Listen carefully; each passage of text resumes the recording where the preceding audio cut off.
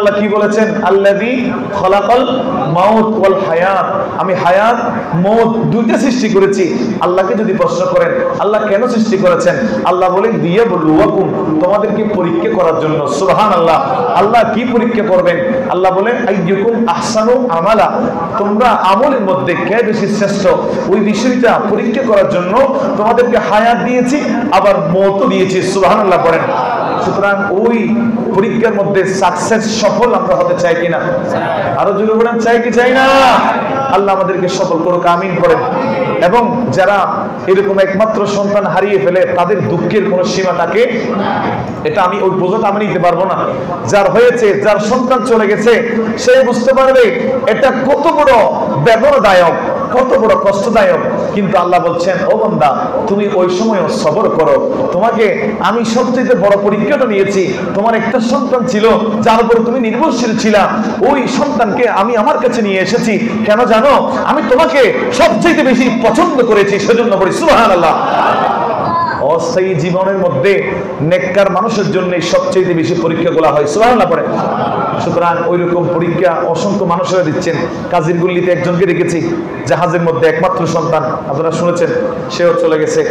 জাহাজে কি জানি ব্রাস্ট হয়ে সে দুনিয়ার জমিন থেকে বিদায় নিয়েছে।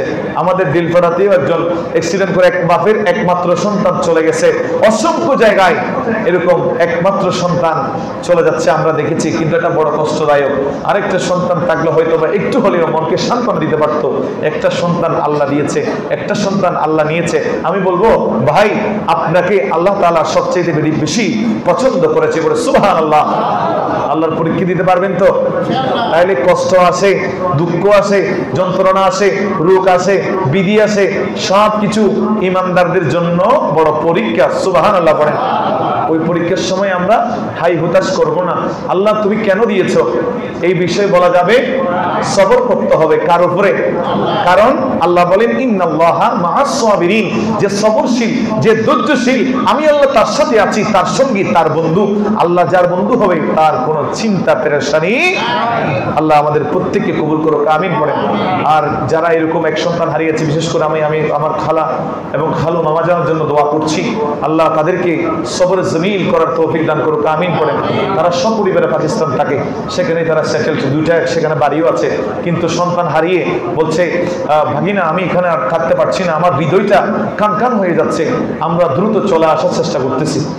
চিন্তা করে দেখেন কতটা যন্ত্রণাদায়ক। সবাই তাদের জন্য দোয়া করবেন, আমিও দোয়া করছি। আল্লাহ তাদেরকে সবরে